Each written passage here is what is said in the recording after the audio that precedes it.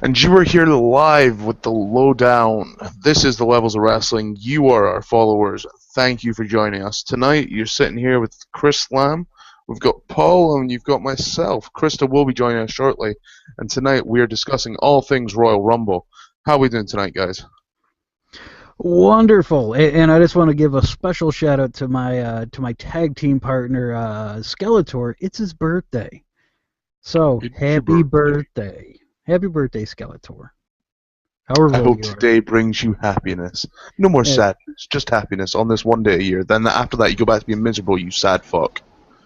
Oh, all right, cool. We're not working clean today. Love it. No, new season. We're off PG. PG bro. Happy birthday, Skeletor. I hope you get F5 through a table. Yay. F5 through a table. What a wish. I just want to know how old he is, because he keeps that shit real secret. Who cares? He doesn't let on. He doesn't need to. He's like the black cat. He'll be fine. He'll be fine. I'm thinking there's more than one Skeletor. That's all I'm saying. Don't be silly. He's like Tiger Mask. America. You know who he is. He's Tiger Mask. There's multiple. All right, guys. So straight up, how did we find this week's Raw reunion? I loved it. I'm gonna say this is one of those situations where I'm not a fan of wrestling per se. I'm more of a fan of story.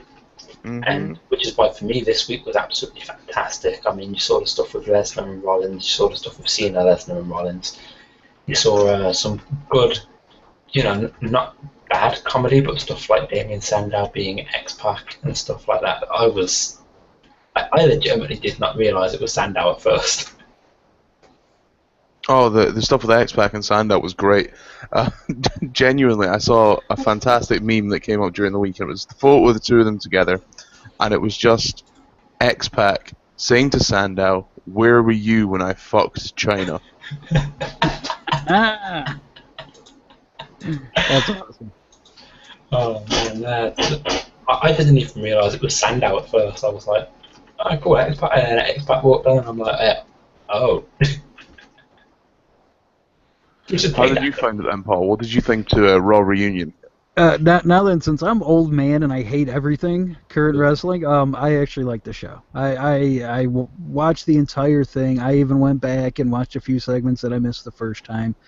I'm like a lot of fans. I know what I'm getting out of WWE. I know it's not going to be a 5-star show every time. I know that I'm not going to get great matches, and that I'm going to have stupid comedy bits, and but it was a good show. It was a really good go-home show. I'm excited for the Rumble. I mean, we have no idea who's going to walk out as Rumble winner or even as champ. And when was the last time we could say that? Yeah, I have to admit, I am very happy about the fact that they've made Rollins look strong. Cena, you don't need Cena to look strong. It's Cena. And that last 40 seconds, I believe it was, of Raw, Lesnar just made to look like an absolute boss. He was made to look like the champion in those last 40 seconds. But it wasn't just Lesnar, it was Rollins as well. I mean, Rollins looks like he deserves to be there. When we were saying this on Showdown, this last 2 weeks, he has just been a complete boss the whole time. I mean, even like the stare down that he had with Lesnar backstage. I was reading, I was like looking, this sounds really weird, I was looking at Lesnar's eyes and Rollins' eyes. And Lesnar has this... And daydreaming.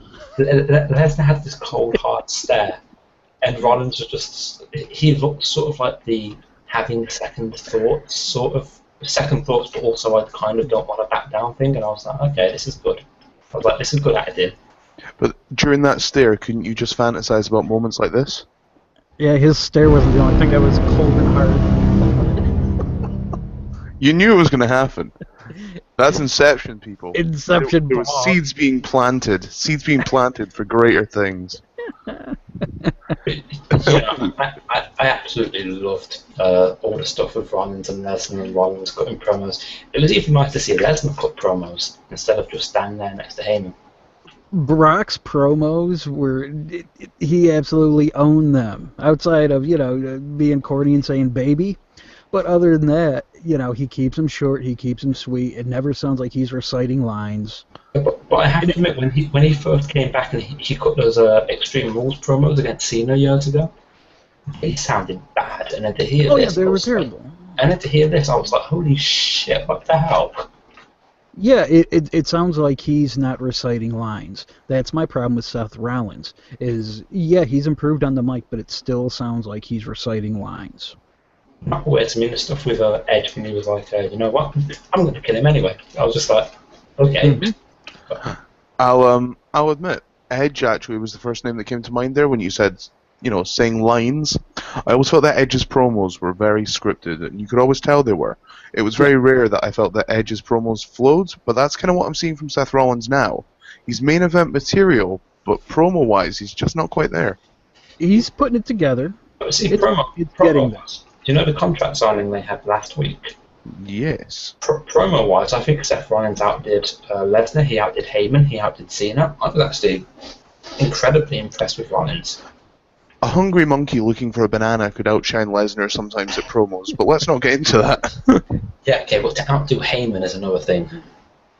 No, he wasn't that good. It still felt like he was reciting lines. He held his own. I'll give you that. He held his own. He did not feel out of place, and he really did own that segment. I mean, that was a star-making segment for him. I think that was the first time I sat there and thought, you know what, he deserves to have the title. Yep, and I felt the same way, where when he was first put into the match, you just kind of go, he's just there to take the pinfall. Now, no, he wasn't He wasn't there to take the pinfall. He was there because people were complaining, it's Brock versus Cena again. So they just went, okay, we'll just throw someone else in. And now and it worked, and now I'm interested. And this is one of the things that I've thought recently. I don't know if it's since getting the network. I'm actually looking forward to this pay-per-view. I haven't looked forward to a pay-per-view in a long time. I haven't thought, this is going to shock me, and there's going to be things that catch me off guard. This is a pay-per-view that I'm genuinely excited to see. Same here for the most part. I mean, obviously I'm not looking forward to the Divas match.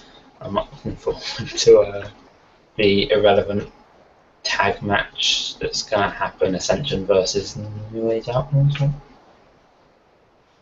Yeah, you got the Ascension versus the Outlaws, which is going to be, obviously it's going to be one of those programs that gets the Ascension over, but I kind of get that. It needs to happen because the Ascension now need to prove themselves. You can't go out there and say, we're better than the Road Warriors. We're better than Demolition. Welcome to the Wasteland. No one cares until they prove it.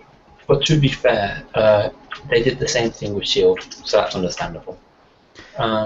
I think that what they've done with the Ascension now, after Monday, it's just full joke. I think their job as tag team right there, they are Ryback. Yeah. No, Ryback had glory. That this is flopped more than they could ever imagine. I mean, again, and this is going back to my personal taste, like I said on Showdown. I preferred the Ascension back when it was Kenneth Cameron and Conor O'Brien, and they got that very gothic vignette. They had that very gothic vignette on the skyscrapers. To me, that was, that felt right. That was, okay, this is interesting, and this is just sort of like, well... There was so many easy ways to bring them up, to debut them, and they did the worst fucking possible thing. Here, we're gonna make these guys look like Kratos from God of War. And then we're gonna turn the heel announcer against them. I did like the stuff with JBL getting involved, because that was one hell of a clothesline. But yeah, it looked great. But he got like a huge face pop for that. He's a heel announcer. That's what's bothered me. It's not even that he got more over with that than the Ascension did. JBL got a louder pop than the NWO did. That's a reason to be concerned. Genuinely, how did you feel about the NWO being on Raw? To me, I kind of felt like it was a wasted segment. I understood it was a reunion show. They were out there. Scott Hall, as great as he was, doesn't need to be in a ring anymore. X-Pac needs to go into hiding. Replace him with Sandow. No one will know. Genuinely, no one would know at this point. X-Pac can still work, though. Oh, yeah, he can. Although he should never wear sweatpants. He looked awful in sweatpants. I legitimately think the NWO wasn't needed. The Click and the DX would have been a fine reunion. The NWO sort of thing was like, I like the Click thing backstage when they, when even the Miz tried to do the thing, and they were like, no. Yeah, they could have just kept it to that. I mean, we obviously know that the whole segment was just a means to have a beatdown for the Ascension. And to get but Scott Hall, he looks like Matt Hardy will in 20 years. So Matt Hardy, that is your future. I hope you're paying attention. Matt Hardy will look slightly better. I mean, he didn't go quite as bad with the drugs. I'll give him 25. He looks terrible. He's only 56. Can you believe that? Really? Wow. Yeah, he's like 56 or 57. Looks like he's in his 70s. Yeah, Kevin Nash, he's a few years younger and looks great. Yeah, Nash genuinely... I was going to say, Nash genuinely looks like he could walk into a film role now quite comfortably. Yeah, he looks jacked. Nash legitimately looks like mid to late 40s to me. Like, that's kind of alright. Like, considering the industry they're in, they normally look a hell of a lot older than... Yeah, Nash looked like he was in shape to beat the shit out of his own kid. I mean, he looked jacked. I mean, if Nash could do that, who's to say he didn't beat up his kid? We're not going to go pointing fingers, but if you know anything about that and you want to inform us, get in touch, because we'll be proved wrong. The NWO, they're not going to tell us off. Sources have told this reporter that Kevin Nash wasn't gonna lay down for his kid. Wasn't happening. He has creative control over his own family, so. Wow. He's not selling a finger poke to his kid. Fuck that. Ooh. What were you going to say, Chris? You seemed... I am trying to find that list of all of the superstars now confirmed for the Rumble, and I found it, and I'm not impressed. Why the hell do we have Los Matadores in the freaking Rumble? Because they're on the roster, sir. When was the last time they were relevant, sir? About 2.5 weeks ago when they beat the tag champs. No, you get a cool spot where Ryback picks them both up and eliminates them. So, that's what they're out there for. It will be. They're both thrown over and Reigns double spears them. That's fine. You could have them both standing, front to back, and then Reigns does a Superman punch and it goes through both of them. You could do that too. Whatever. You'll have them both still on the apron. He'll run hill speed and he'll put his arms around them both, knock them both out. Yeah, that works. To be honest with you, I'm good just seeing spots get filled by people that aren't returning. I'm not one for nostalgia pops. I quite like seeing guys on the roster get their time to shine. Yeah, I mean, you can't have 30 guys out there that can all win it. I do prefer to have surprise entrants like Batista was supposed to be last year. I like it when people like Diesel come back, and that was cool. I'm into stuff like that. I like those sort of things. I'm also into having NXT guys in the Rumble. Because Dallas wasn't a great example. But stuff. Like when Rusev first came in, Rusev looked impressive because I'd never seen him before. Okay. His size and the first super kick I ever saw him do at that size, I was like, bloody hell. Okay, I'm going to jump in and just say, the reason I feel that the NXT guys can't be in the Royal Rumble, or shouldn't be too many of them in the Royal Rumble, should I say, is because they're meant to be of a lower level than the main roster. But the problem is they aren't. No, they're not. Completely, I agree that. But in perception of WWE fan base, they're meant to be the up-and-coming stars into the main roster.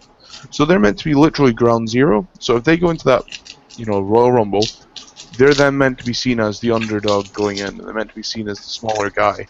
You don't want, say, someone like, Baron Corbin or Bull Dempsey going in there looking like an underdog. That's not how it's meant to look. No. But someone like Neville or Zayn, who naturally are meant to be underdogs, and Zayn, you've already mentioned being small, but being lower down, well, that's Neville, in a word. That could work. It could, but I think it'd be a waste of their talents when obviously there's opportunities for bigger debuts. Especially if they wanted to go with this option of the Mighty Mouse gimmick for Neville. No. No. Well, that's what I'm talking about. I mean, if well- you're going to show that, the Rumble's a good time to do it, but I would rather they didn't. If they would have thought this out, you lead up to this on NXT. You have like qualifying matches where it leads up to you win this match, you get a shot in the Rumble. Yeah. And you build that up, and then you could do that with somebody like Neville if they were looking to debut him. You have him win, you have him go up, and then he has a pretty good showing in the Rumble. And in front of that Philly crowd that's going to know him and that's going to respect his talents, he's going to get over a lot better there than he will in Iowa or wherever the fuck they're going to be the next night. Yeah, I personally, I think it would be better for the Rumble, especially in Philadelphia, knowing how Philadelphia can be with its extreme wrestling. Zayn and Owens would be better picks for me in Philly. I think Owens is too soon, sadly. I would love to see him there, but it's too soon. Yeah, you got to protect him big time. That's true. That's true. Yeah, you protect him. You keep that aura around him that he is unfucking touchable. Okay, so long-time listener, long-time tweeter, I guess. I can't even say first-time tweeter. John Tibbs says, have Punk's music play but the initial white noise and nothing else. Just troll the fans. You could do the same thing with Austin's Glass Shatter. And to that I say just one thing. You can't do that in Philly. I'm sorry, but I would absolutely love for Punk's music just to play and just watch the crowd go nuts and nobody walks out. Just to hear that, and then you could hear Chris in the background going... I'm having too much fun with this soundboard. I'm putting that away. No, production value. That makes the show. Better yet, you have Punk's music and AJ walks out. Oh, God. Okay, so let's hit up our first question then that we've got from Matt Naismith on Twitter, or Naismith Matt, if you want to go follow him. Could you see Sting being in the Rumble match? What do you think, Paul? Nope. Straight up, nope. Nope. No, because, again, he's someone that you have to protect. If you put him in that match, you can't have him be eliminated. I mean, he could come out there and, like, clear the ring, but not be an actual competitor. I could see Sting more of in the title match, him having something to do with that. I actually have changed my opinion since we had this discussion. Ooh. Go ahead. See, I think if Rollins lost in the main event, they'd try and put him in the Rumble and Triple H would try and do anything to make him win, and Sting would either enter the Rumble or he would just appear out of nowhere. But that ties into something else that Mind of Carnage has just asked us, which you can probably see right there. I'll go through that in a second, because that's a whole different other ballgame. No. That's to me, it ties in, and you could have that stare down that people want. Well, I think that the title match is going to be the main event. I think that's going to go on last. That's the main event. I don't think Brock's going to go on any other time except for the main event. I think this may be the exception because I know that Brock's a guy of business, so he may. They've hyped this match a lot more than they have the Rumble itself. That's a good point. Which, on the Royal Rumble pay-per-view, maybe doesn't make sense to a lot of people, but I get it. That, to me, is how you book a main event. It seems important, people pay to see it, and it's elevating new stars. That's what a main event is. They've booked this thing perfectly. And for me to say that, that's saying a lot, because I fucking shit on that company all the time. So, good job, guys. It's about time someone did something correctly. Yep. So let's get into Mind of Carnage's comment. Yeah. Okay, so Mind of Carnage, literally as we discussed that topic, tweeted in and said, here's the thought I had earlier. What if Undertaker enters the Rumble to get a shot at Lesnar, but Wyatt eliminates him? Personally, I had this kind of same thought myself.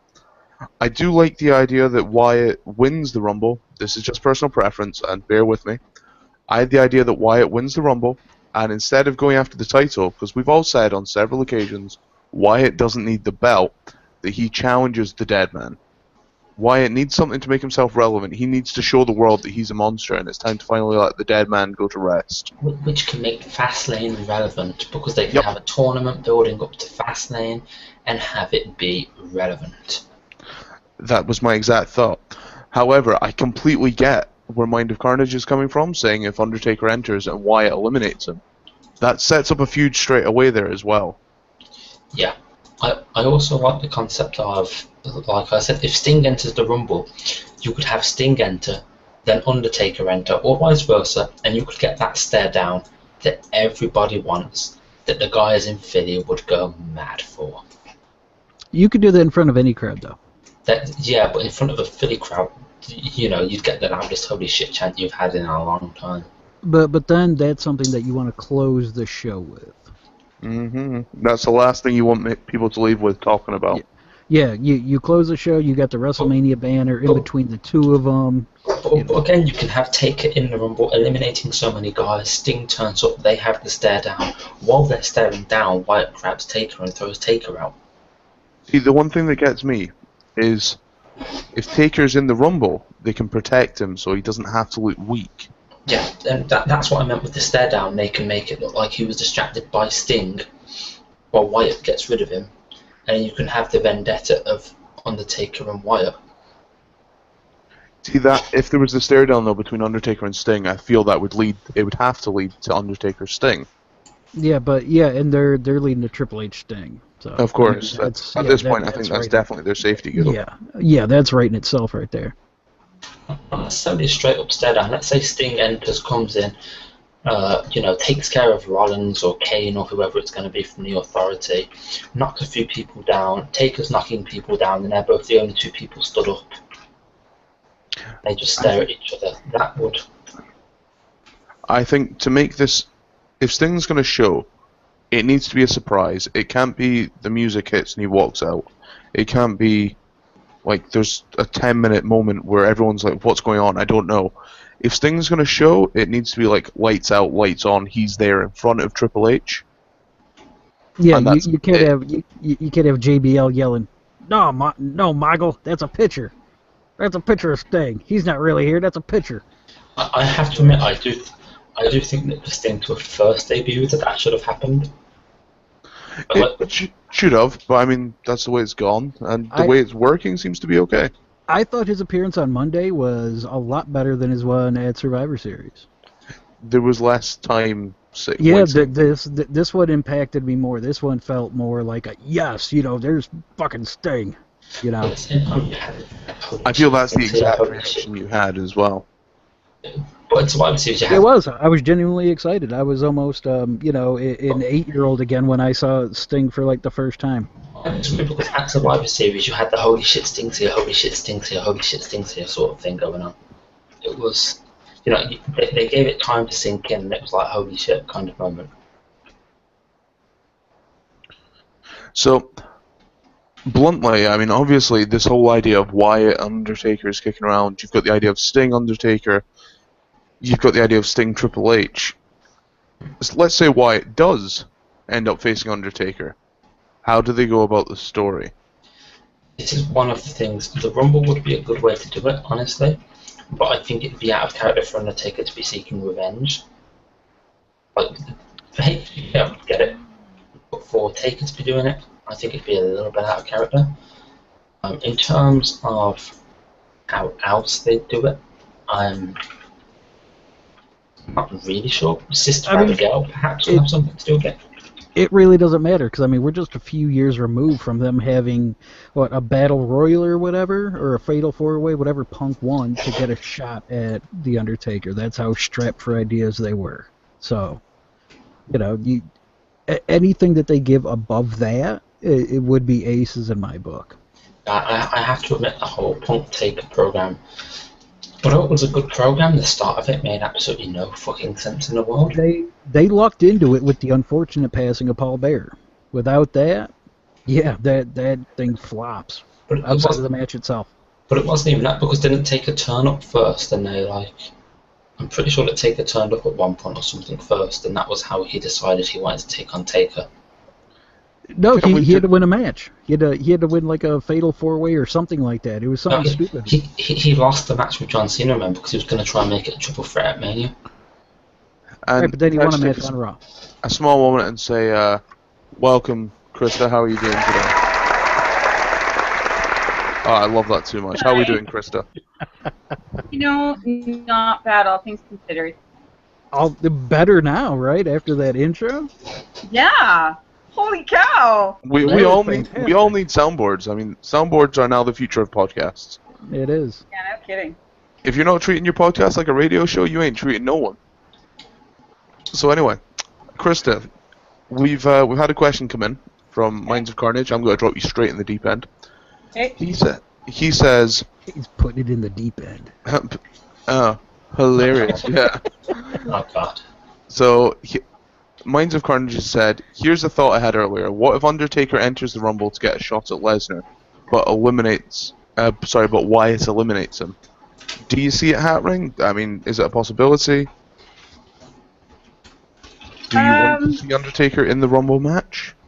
No. No. I don't see it just because, let's face it, Taker is the fastest prime. You know, watching that match with Lesnar was painful. Watching him take that walk out of the ring up the ramp was painful.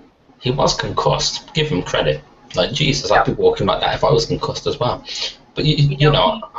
He walked out, he left with dignity, but I think it's, you know, everybody's one more match, last kick at the can. Quite frankly, if this is his last kick at the can, he's wasted to face against Lesnar again. I just, you know. He hung on a year too long. You know, honestly, I think he should have retired around the same time that Shawn Michaels retired. Honestly. It should have... That Punk match should have been it. I think Taker should have gone out with the streak intact. Yep. And just kind of hung up the boots. But I agree with Paul though, because Taker's last good match was Punk. And that's not me as a Punk fan, that's me as a Taker fan. I'm saying. That's you as a wrestling fan, because that was a great match. Yeah, that was... Although surprisingly, Punk almost broke his knee and Taker almost broke a few bones himself. You know, it was good. Yeah, that should have been it right there. We'll walk off into the sunset with your streak intact. They didn't need to break the streak. Yeah. But, you know, that was a conversation for... To me, no. And if they were going to, I feel that they should have done it with Randy Orton when he was the Legend Killer. Back in, was it 05? Yeah. Yep, because that would have been perfect. That would have built that gimmick. You know, it would have made Orton a made man. Yeah, because, I mean, Orton needed to be made into a made man. I mean, where he is now, it wouldn't have mattered. Well, he still doesn't feel like, you know, he's in the same conversation as guys like Cena. To me, he's still someone like Edge, where he's a B-level guy. If he would have been the guy that would have ended the streak, yeah, you put him up there with Shawn Michaels and John Cena and those guys. I have to admit, on the current roster, well, he's not even current, but on the roster, the only people I feel is on the level of Cena like that is Batista. Purely because they're parallels to each other in a lot of ways. But yeah, and he's even a notch below. Yeah, he's a little bit below, but you know, he's the only person that really stands neck and neck with Cena. Yeah, I'm sure he is literally the SmackDown equivalent. Yep. Yeah, but you know that. I don't feel like... I know that Taker did offer to let Orton end the streak, and they were like, you know... but I don't think that, retrospectively, that would have been a good idea. Oh, no, because Randy did some dumb shit afterwards. Yeah. You know, literally, so he literally did dumb shit in someone's bag. So, you know, so that's why you couldn't give that streak to a Roman Reigns or somebody like that, because you don't know when they're going to go Randy Orton. You know, you don't know when they're just going to start shitting all over the place. You don't know. But to me, a good concept would be for Wyatt, especially, you know, to have something along the lines of, you know, Wyatt absorbing Undertaker's powers or some crap like that. Because we all know Undertaker's meant to be the supernatural phenom crap. You know, have Wyatt do his backwards talking stuff with the Lantern and absorb Taker's powers. And now he's the gateway. He's the guardian of the gateway to hell, or something like that. That'll work. It'll evolve his character. It'll help him move forward with his career. You can do it just something as simple as he mentions Undertaker in a promo. It just mentions how, he's not immortal, he's just a man, that type of thing. And then, you get, one last ride with the Undertaker. He's basically American Badass Taker, and there you go. Because that mystique is gone. Brock Lesnar took that. I really do want that. I want American Badass Taker for one match. Not even as American Badass Taker, just have him as The Undertaker. Yeah, you don't call him Mark Calloway. You don't go WCW or TNA and call him Mark Calloway. No. To me, that should only happen.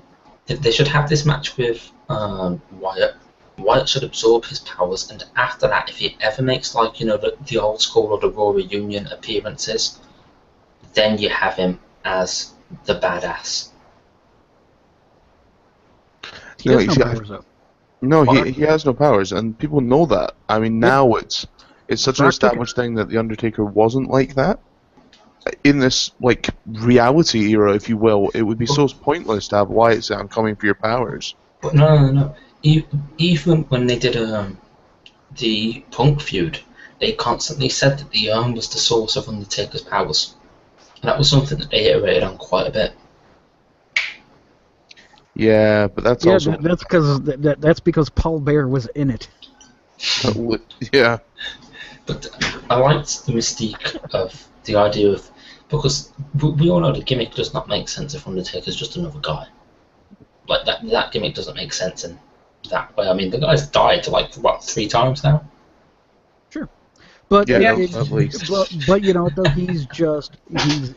he's Terry Funk at this point. He's that old man that has one fight left in him. You play it that way. Yeah, he's not who he used to be. No, he's not that gimmick anymore. He's got one fight left in him. You could play it off that way. I would prefer just nothing. We don't need him. I mean, he lost last year. That should be it for him at WrestleMania. Okay, guys.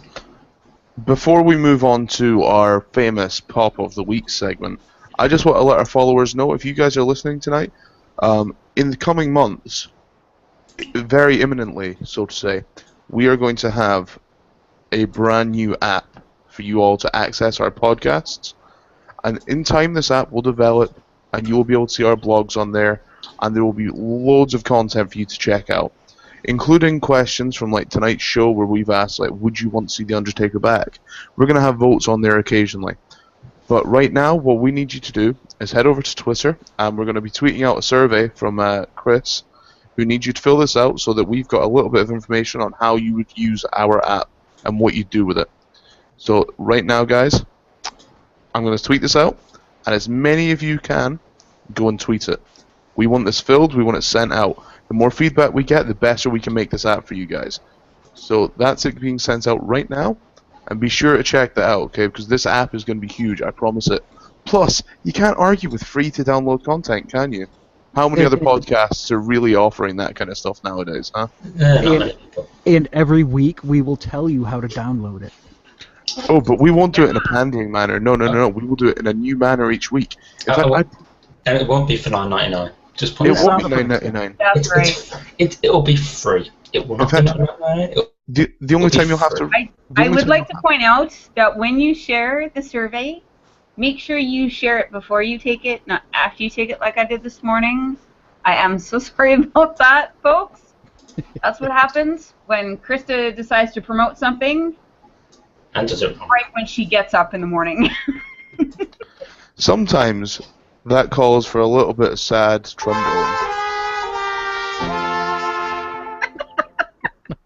That's what happens when you don't have your first cup of coffee and you try to do something productive.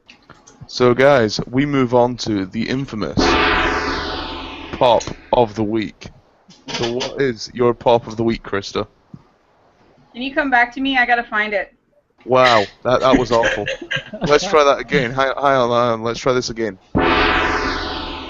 Chris, what is your Pop of the Week? My Pop of the Week would probably have to be Sandow as X-Pac, purely because I did not realise that it was Sandow. That was fantastic. So straight up, just Sandow Pop of the Week. Yeah. No problem. Paul, what about you, man? What's your pop of the week? Oh, my pop of the week is like the last 4 minutes of Raw. You had Sting coming out, saving the day, everybody getting their jobs back. You had babyface Brock Lesnar coming out, laying waste to everybody, fucking up everybody in sight, F5s to everyone. You have Seth Rollins being the chicken shit heel that he needs to be. He doesn't need to be standing up to Brock Lesnar. No, he needs to be running away. It was perfect. It was just such a good ending and such a perfect lead up into the pay-per-view. Loved it.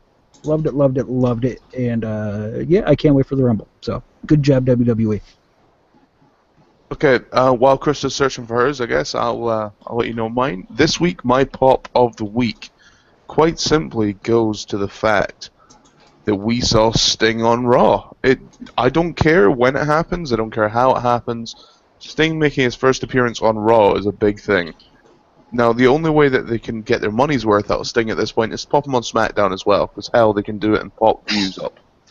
Right? If they're going to do that and make it seem like a big thing, that's amazing. But for the time being, Sting being on Raw is just cool as shit. Like, could you imagine that being back in the 90s, how people would have reacted? That would have been the biggest fucking thing in wrestling. Should have Yeah, it happened would have this been. time. It No, should have it happened. should have. You know what, though? The WCW fan in me, I still don't want to see Sting in WWF, though. Oh, you're a WWE. terrible person. I am a terrible person because I always wanted him to be the one guy Vince could never get. But he didn't. Vince didn't. Just remember that. It was Triple H. I don't Triple, care. Fuck. Triple H You know is what? WWE. You know what? Fuck that guy, too. No, Stephanie's doing that, sadly. I doubt it. Well, Not since China broke it. That's right. Yeah. That's 2 members of DX that she gone broke. Ew. If not 3 if you want to count Billy Gunn. Stupid Oh, storyline. I guarantee you Billy Gunn was all up in that. He was deeper in that than I was deeper in those questions. yeah, but they can't complain. I mean, Stephanie did have Savage. No. Savage No, had it's the Stephanie. other way around. Exactly. That's a good point. Okay. I mean, Savage was in her Hall of Fame well before he was in Vince's. On your soundboard there, do you have like the sound of like a bubble popping? Ooh, bubble pop. No, sadly I don't. Okay, Because that would have been perfect. I remember where I wrote it down. Okay, so let's. Have you got your pop there, Krista? Yeah, and I would have to agree. Seth Rollins being the chicken shit heel that he was. For me, he's portraying what a heel should be. They talk a big game, but at the end of the day, they're lily-livered, whiny crybaby chicken shits. Oh, try to say that 3 times fast. Go on. Lily-livered, crybaby, whiny chicken shits. Lily-livered, crybaby, whiny chicken shits. See if someone can edit that as a sound clip. That would be amazing. That was impressive. Okay, so straight up, guys, we've been given another question, and I want your honest opinion on this. Chris, I know you're going to go too in depth already, but Mick Heel Ryan, who I know is going to save off and come to WrestleMania with me next year, and if not, you guys can get all pissed for them. Hi, Mac. He asks, do you think any of the NXT stars will make an appearance in the Rumble?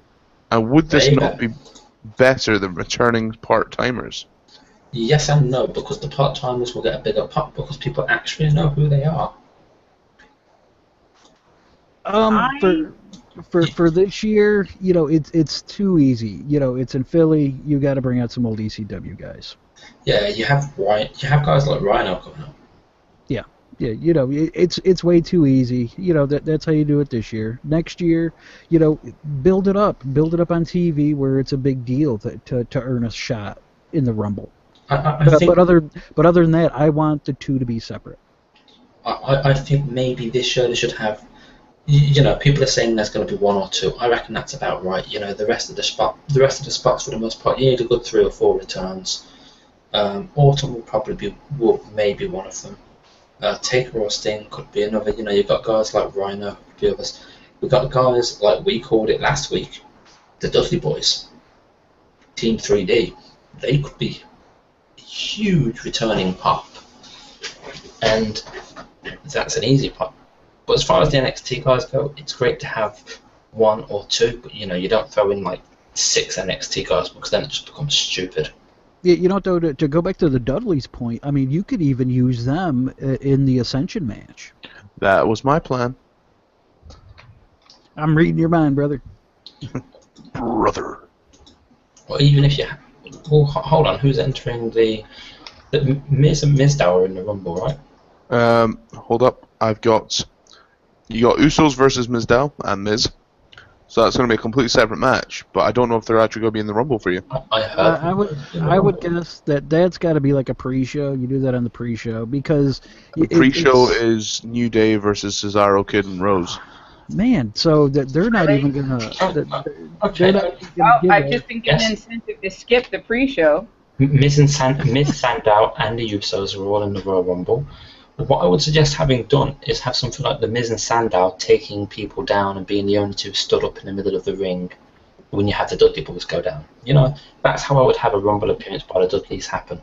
That'd be absolutely fantastic. With Sandow and Miz, it writes itself how this goes down. You have Miz get eliminated. Sandow's in the ring. He goes to throw himself out because he's the stunt double. He's Tomax and Zaymot right there from G.I. Joe. Yeah, I just showed my age. And as he's about to throw himself out, he thinks twice. No. Says screw this, stays in. There's his face turn, and they break up, leading to a match at Mania. There's the face turn, and then Miz enters a game with a chair and takes him out. I've just realised our favourite spot monkey is not in the Rumble. I knew you were going to say that, and it hurts me so much. Kofi, he'll be in. You know what I would really like to see regarding, like you said, Mizdow, is, Miz do what he usually does, where he slides underneath the bottom of the rope and hides for most of the Rumble, and then have him come back in and have Mizdow come behind him and eliminate him. Oh, God. Boom. I'm sticking with mine. I'm not saying they should be the last remaining, because I'm kind of fucking tired of like that. But just have Mizdow eliminate Miz in the Rumble. Well, I thought you were going with that, Paul, was having Kofi somehow use Mizdow to keep himself in.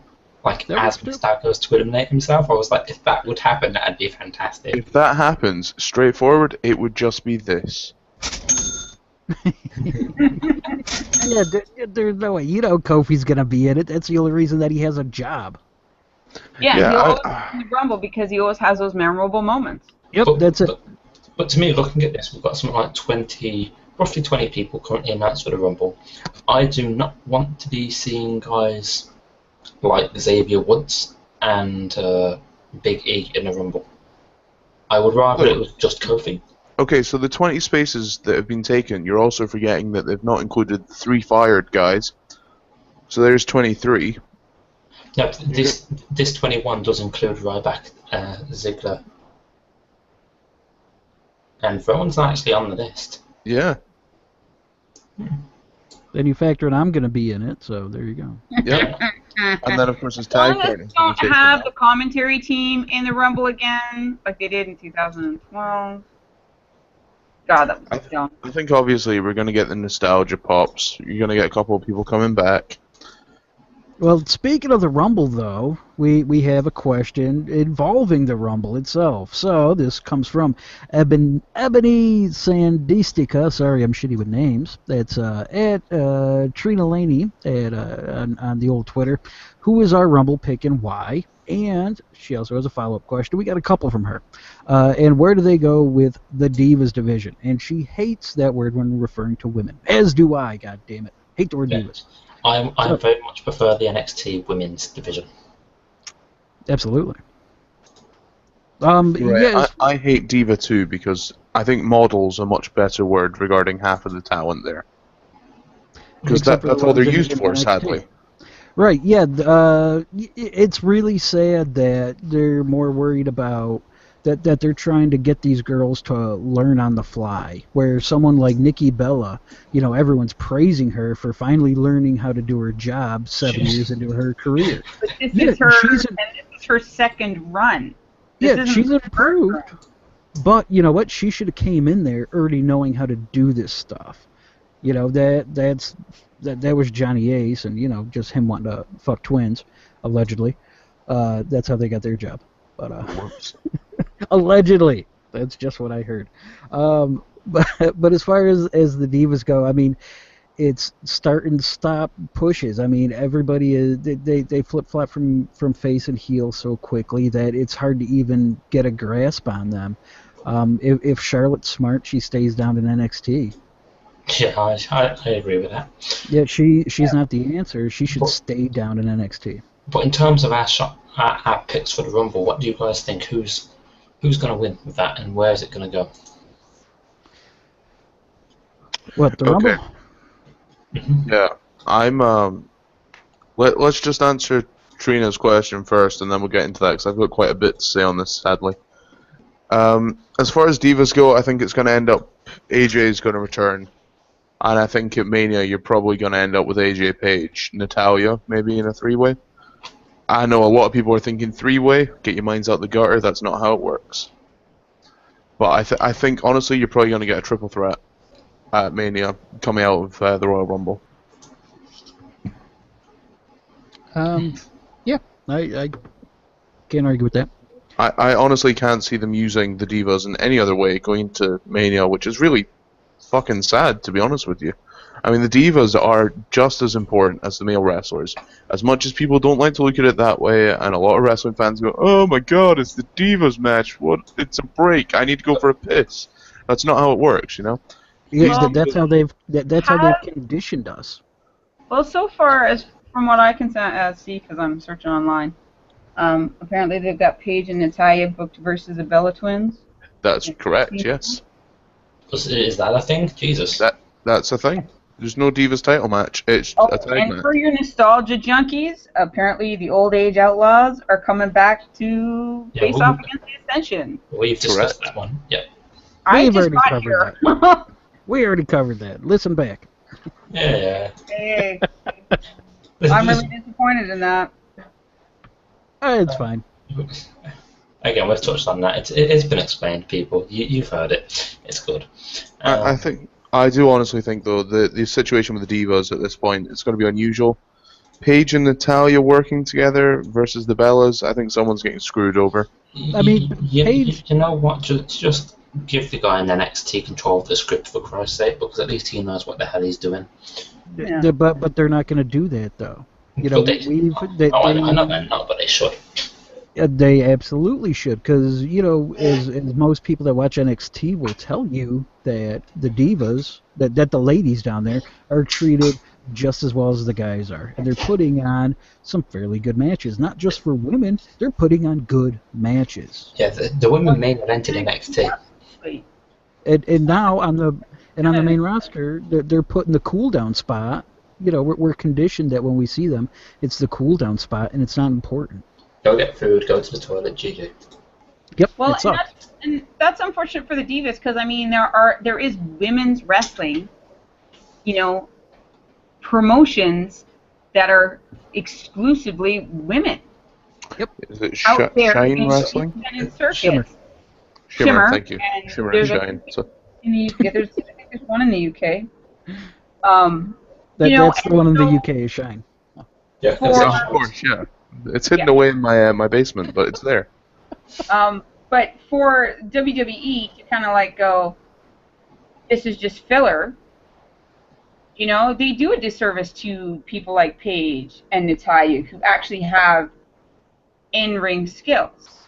Oh yeah, for people that haven't seen this, go away and you try and find some of Paige's stuff that she did on the indie circuits, and you will be absolutely blown away 110%. Oh, exactly. Same as you look at NXT and you look at Charlotte and you look at Sasha Banks and you even look at someone like Bayley, who's improved quite a bit. And you look at Blue Bands. Then they, you know, kind of get progressed to the main roster, and Paige won the Divas Champion on her debut. She doesn't, like, where can she go from there? Yeah, exactly. I said this the day she debuted. Once you hit the top, where do you go? You go down. There's nowhere else. And she's surprisingly done okay since. She didn't pull a Gail Kim.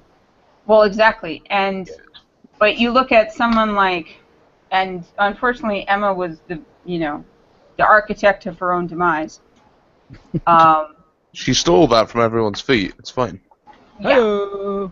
You know, but like her gimmick didn't transfer to the bigger stage. And don't get me wrong, I like Santino. He's hysterical, and he actually is a fairly good wrestler if he's allowed to wrestle. Mm-hmm. But it just didn't come across like it should have. No, they didn't have the bubbles. They didn't have the bubbles for her. No. And that was a huge thing, you know. That was a huge thing, and her bubbliness, and them giving her the female Cobra, whatever the hell that was. Well, I'll tell you what. I just asked on Twitter, blatantly, do the Divas deserve better? And Mick Crusted instantly replied with, yeah, but not all of them are that good. But many of them deserve a chance to do something special. I think that pretty much sums it up. I really honestly think they need to cut the Deadwood from the roster, and the girls that are still on, you know, disability. I hate to say this, but girls, you gotta hang up the boots. Well, you look at Tamina and Layla; they're still on the roster, but they're pretty much done, I think. Tamina is gonna have no knees if she keeps doing those Superfly splashes. So. Yeah, and you know, you look at people like. What the hell is her name? Big Red. Eva Marie. Eva Marie. She's a Let's valet. not call her Big Red. Big Red's Rowan. Let's not go shitting on Rowan now. But you look at Eva Marie and even Rosa Mendez, like if they're not getting the ring time, even in the house shows, and they're not getting the ring time on TV, make them a valet. Like if you absolutely have to have that eye candy, make them a valet. Tyler Breeze, that's all I'm saying. Tyler Breeze, main roster, Eva Marie. Everyone's happy. Well, speaking of Total Divas... valet for him. Oh, hold on, there's another part to the question we had. Speaking of Total Divas, though, we have another question from Trina, who was talking about Total Divas. She would like to know our thoughts on Total Divas interfering with the storylines, especially since it was taped many months ago. I would like to say I don't mind, because at least they actually have a story for once in their goddamn lives. Yeah, I will say it's bullshit on the purpose it's filmed months before, but it's great on the fact that this past year, the Bella Twins were the smoothest booked rivalry in probably about a year and a half. Which is really sad to say. I mean, these guys work their asses off, and then these girls get put on a TV show where they film a non-scripted, by the way, I'm using quotations, I forget you guys can't see, non-scripted, reality show, and then all of a sudden they're given this absolutely amazing feud that could have been great had it been given to two actually good workers. Yeah. My thoughts on this, I've watched exactly 2 episodes of Total Divas. My thoughts on Total Divas is those ladies need to build a bridge and get over themselves, because whatever we're seeing, that shit ain't real life. I'm not seeing people deal with flooded basements and appliances going and shit like that. That ain't real life. Sorry. The Princess Brigade does need to build a bridge and get over themselves. If it gives them something to do on Raw and SmackDown, so be it. If they want to put it in together, so be it. But they have to realize not everybody gets E! Network, not everybody gets the WWE Network, and not everybody's going to sit through those ladies having fucking cat fights. I got better things to do with that hour in my life. But to be fair, it is interesting to see some of the stuff, like, for example, I haven't seen this week's, but Eva Marie's surgery, she was actually out for the surgery. It's good to see, like, that is actually tied into stuff. Like, there is an essence of reality, again, quote-unquote reality, but there is an essence of actual reality in these, to an extent. And I'm sure that when Tough Enough debuts, when they bring that back, they're going to do the same type of thing. Oh yeah, Tough Enough will be absolutely fantastic. It'll be 100% quote-unquote real. But it'll be fantastic. It'll be about as real as TNA's British boot camp, and you can believe that. But for as much as people shit on TNA, their women's division totally trounces what WWE Yeah, does. I have to admit, the loudest chant at Impact was better than Divas with the knockouts, and I was like, well, Absolutely. I mean, Yeah. one of the reasons to watch is for that, and they have Kong and Havoc there. That's awesome. God, Yeah. that feud's going to be incredible when that kicks off properly. Yeah, I want to see those two ladies kick the shit out of each other. It's gonna be great. In the words of the late great Skeletor, it's going to be a hoss fight. Well, and Like great even Skeletor. watching Oh. like the likes of Gail Kim on TNA, she's improved from her days at WWE. which makes you question how much did WWE actually limit their stars and even the Divas. Yeah. Because, like you said, Paige and Natalya can wrestle, but they don't get given the opportunities to do so by the company. Because if you look at their, you look at Paige's stuff, indie stuff when she was in the UK, and you look at Natalya's stuff from when she was working the independent circuit up here in Canada and even throughout the United States, those girls can do damage. That's very true. Mhm. And to see them booked to, with the constant head smashes or whatever they are. But the same thing can be said of Santino. I mean, Santino's a guy that can wrestle, and we saw it with the, was it Kozlov? Yeah, Yep. with Kozlov. Yeah, I mean, perfect example. Santino can wrestle, but because he gets stuck with the comedy gimmick of having the same, I mean, it works for him. I don't think there's many people on the roster that could pull that off better than Santino could. I'm just saying, 2012 was the year of Santino. Yeah. For those of who don't believe me, I mean, you look back at the Rumble, him and Del Rio were the last two. Everyone was pulling for Santino. Yeah. Then forward a month into the Elimination Chamber, everyone was pulling for Santino. Yeah, I have to admit they should have done something with that the way that they did with Bryan eventually, even though they screwed up with Bryan at first. And well, it would have been hilarious to see, let's be 100% honest. But, going back to, because the other part of the question was picks for the Rumble. Yes. Who are your top picks for the Rumble? Right, okay. Without trying to rant too much, there's going to be a lot of problems with this Rumble, and they have to book it so carefully. My top picks, though, my top 3 picks are going to be Wyatt, Bryan, and Reigns. And I think, honestly, if Bryan is in the last 4, Bryan needs to win, or you're going to end up with everyone booing the shit out of whoever wins it. If Bryan loses and Reigns wins, expect Reigns to be booed out of the building the same way Batista was. Yeah. Essentially, people know that Bryan is in this match. If he doesn't win, they're going to be pissed. Unless something amazing and spectacular happens, like Yeah, you have to really do that carefully. Like, you would have to have Bryan come in at number 1. You would have to have him get eliminated before Reigns even comes in. Yeah. And you'd have to have him be screwed by the heels. Yeah, You couldn't just have a face eliminate him. You'd have to have him screwed out of the Rumble.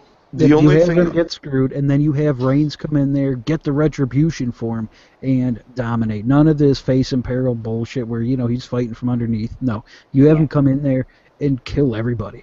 You know what? I think that should be cool. If they're going to eliminate Bryan before Reigns gets in, how I could see them doing is Daniel Bryan is eliminating a heel, and another heel comes up behind him and uses the momentum he's got to push the first guy out to dump them both. Well, Right. the other idea I've got is, let's say it's Rollins and Kane or someone that eliminate Bryan. You then have, like you said, you have Reigns running, have Bryan on the floor outside the ring, have Reigns flying, kick the crap out of people, and then maybe, just maybe, have them like fist bump or something. As a sign of respect, it will get him over with the crowd.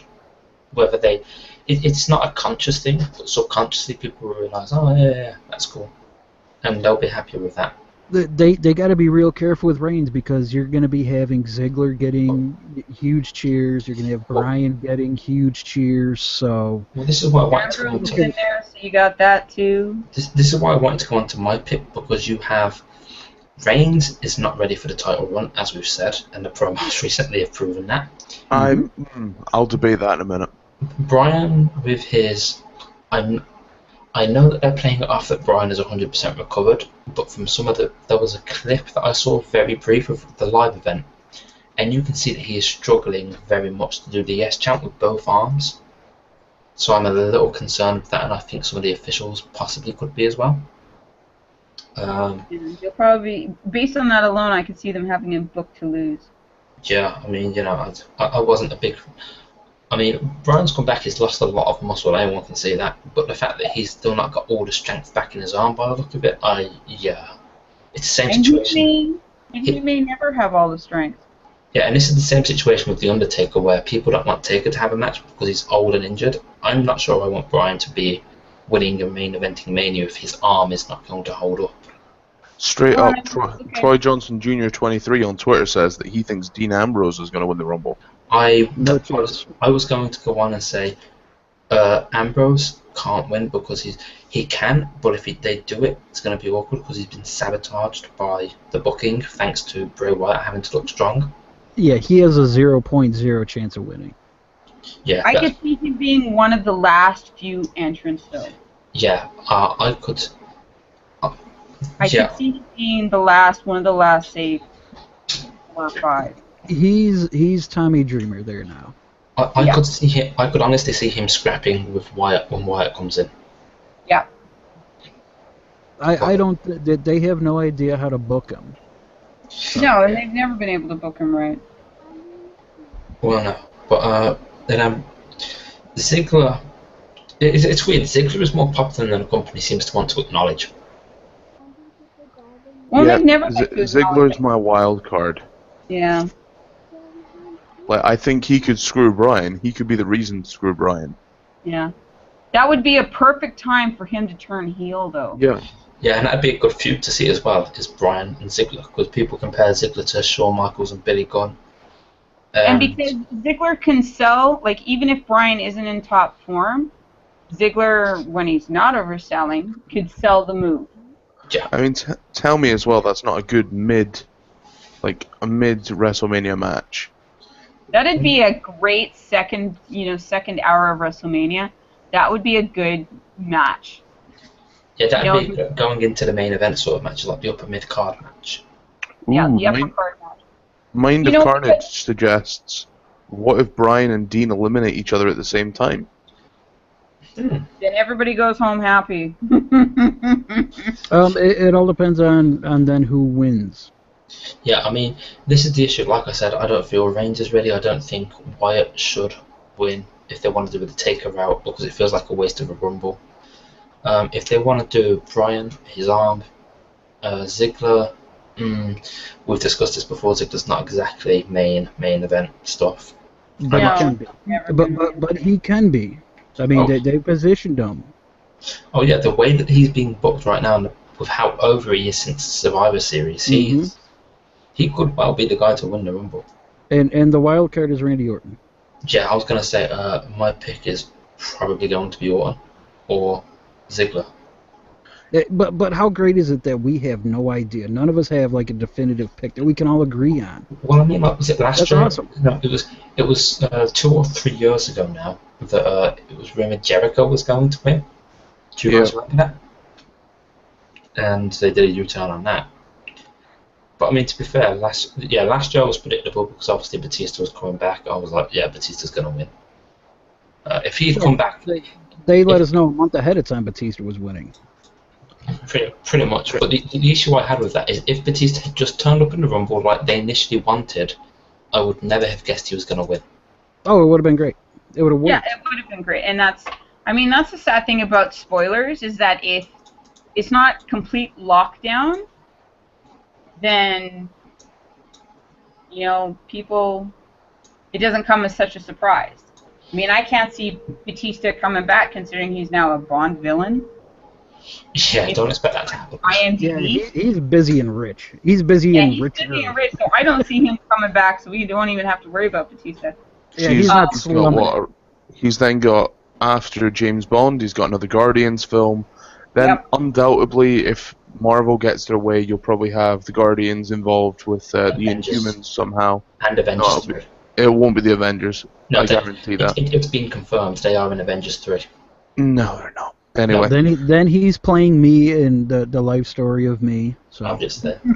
You know how hard it was to get Dwayne Johnson to play Aaron? Difficult, real difficult. I mean, and The Rock? Dwayne, man, I don't know how he's gonna do it.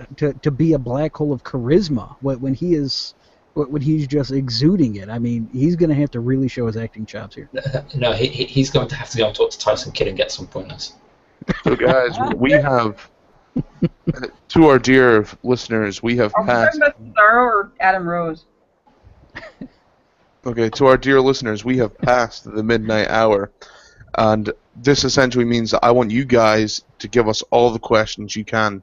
We want to fill this last hour with whatever you can give us. We'll answer it all out. We will stay online until we have answered all of the questions, because I'm guaranteeing you guys, no other podcast tonight is doing that.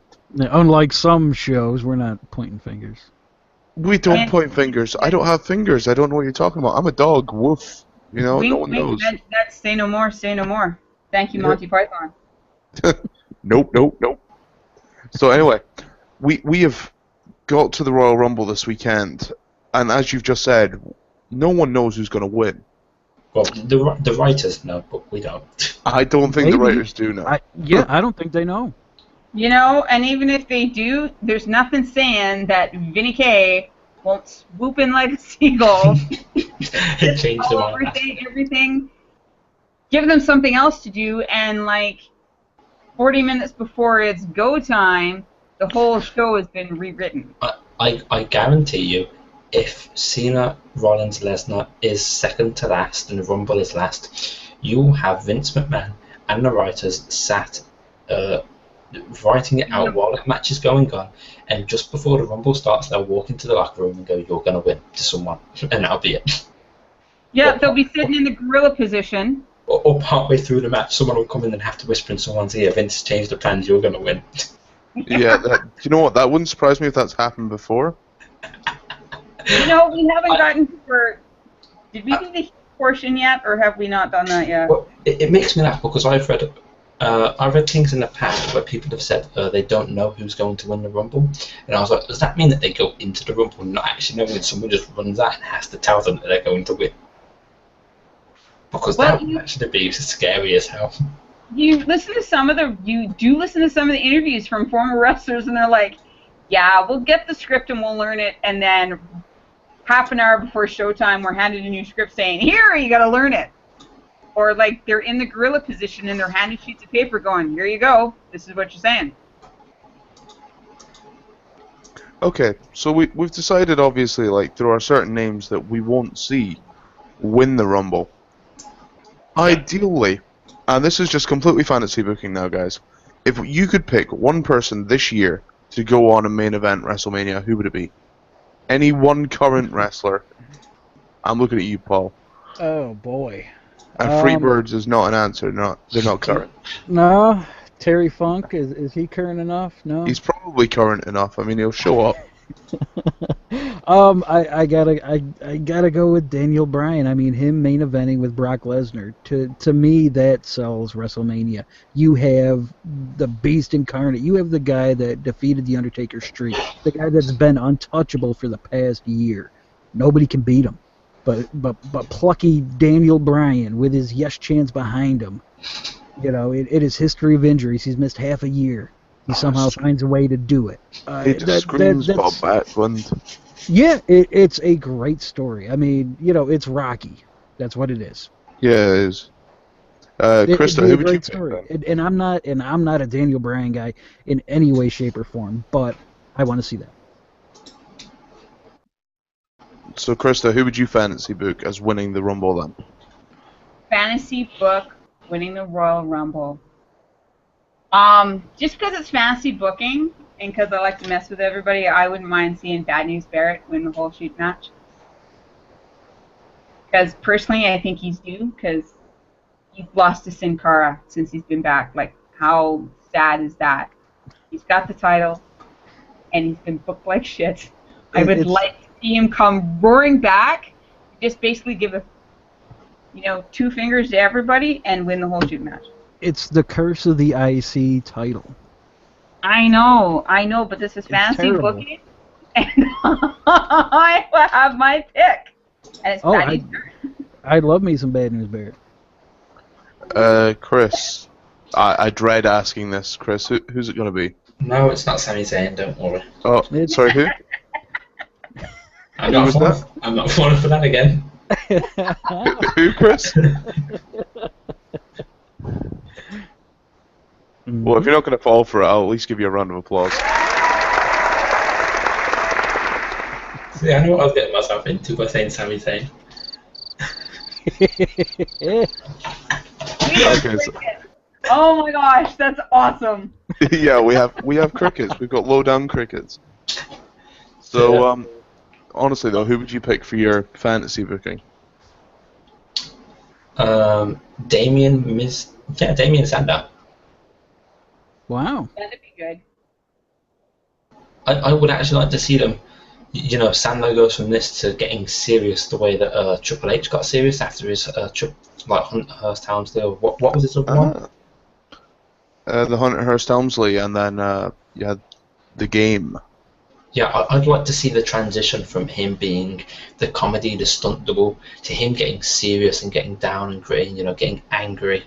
I would like to see that. I would love to see that transition. You say that, and I actually read a nice little article this week by Mike Killam, who writes for WrestleZone. If you're listening, Mike, I doubt you are, but hey, really good piece. And there's essentially this idea that Miz and Sandow break up. I wouldn't have Sandow win necessarily, but I want him to snap at Miz and just say the name's Sandow, and you have him repeat it, and that becomes his merch. The merch would sell like hotcakes. He gets put into the main event because he can wrestle, because he can cut a promo. He doesn't even need to be that guy. Let him be this generation's DiBiase. Yeah, I said it. No, screw DiBiase. Whoa. I do want the new. I do want the new Game. I do want the new Triple H. Because I think, because they've never really taken Sandow that seriously, I would love to see him get the time and the effort, and I reckon 100% he could pull it off. Because I think he's just, I think he'd do it. Realistically, that won't happen, of course, but I'd love it. Okay. So, guys, we're coming up to the, essentially what is the road to WrestleMania now. So I'm asking you to fantasy book your WrestleMania card, the lowdown WrestleMania card. How would we book this show? Obviously, there's going to be a lot of matches that we're unsure about, because in 6 weeks' time, maybe 7 weeks' time, we're going to compare this with what we've originally said, and we're going to know how wrong or how right we are. Because you know for a fact, with the Dudley's prediction, Stardust, we've had predictions that have been 186% correct. And then we've had failures that we knew would be 186% correct. So we knew we were 186% correct. So let's make sure that we are 186% correct for WrestleMania 31. What's kicking the show off? Are we discussing pre-show or the actual? No, the actual show. Oh, I have no idea. They'll probably start... Battle Royal. Knowing WWE, they'll either start with a Battle Royal or they'll start it with a tag match. Probably. Okay. And I could see Goldust and Stardust kicking it off. Okay, so who wins the Battle Royal then? Won't be Cesaro. It'll either be Ambrose or Reigns. I got Ryback. Actually, Ryback's a good shout. I'll go Harper. I could see Harper winning too. I think Harper could be a good shout for that. That's just only if he's turned face and Zeb is his manager, and then he's just a badass hillbilly trucker. You're determined that's going to happen, aren't you? Tell me it's not a license to print money. You sell trucker hats and dirty tank tops. They would sell. The trucker hats would definitely sell. And Harper is really great for a big man. He's great for any size. He's phenomenal, honestly. Yep, he can work with anybody. He can work any style. This dude is so underrated and so underutilized. Yes. I mean, his match with Ziggler was my favorite WWE match of last year, by far. Their ladder match was phenomenal. But, but watching the week after that, I think a lot of that was down to Ziggler and not so much Harper. Oh no, they both held their own. Yeah, they did. Just because I promised I would read out all predictions to the Royal Rumble, we'll just say this and brush past. Richard Rickard Jr. Wow, man, I hope you don't have a list where that's going to be difficult. Reigns and Ambrose pull Luger Brett, and we get Rollins versus Ambrose versus Reigns for the WWE World Heavyweight Championship. I would not like that. Did you just say I hope he doesn't have a lisp? I did, because he Oh would be. my God! He I would be apologize. It's rude. I apologize for our host. That was Our host's terrible. insensitivity. My God, you're treating this man like he's the American Dream, Dusty Rhodes, if you will. That was terrible. Sorry, Rensis does a better impression. I haven't done my Dusty in a while, so. Guys, And Rensis, if you're listening, touch base with us. yeah, hashtag save us, Rensis. Jesus. Yeah. Paul is dusty on his dusty. Yeah. Oh, I'm just rusty. Don't worry about it. By the time Mania comes back around, it'll be back in full swing. I'll have a Dusty. I'll have a Dusty. I'll have a JBL. I'll have a Michael P.S. Hayes.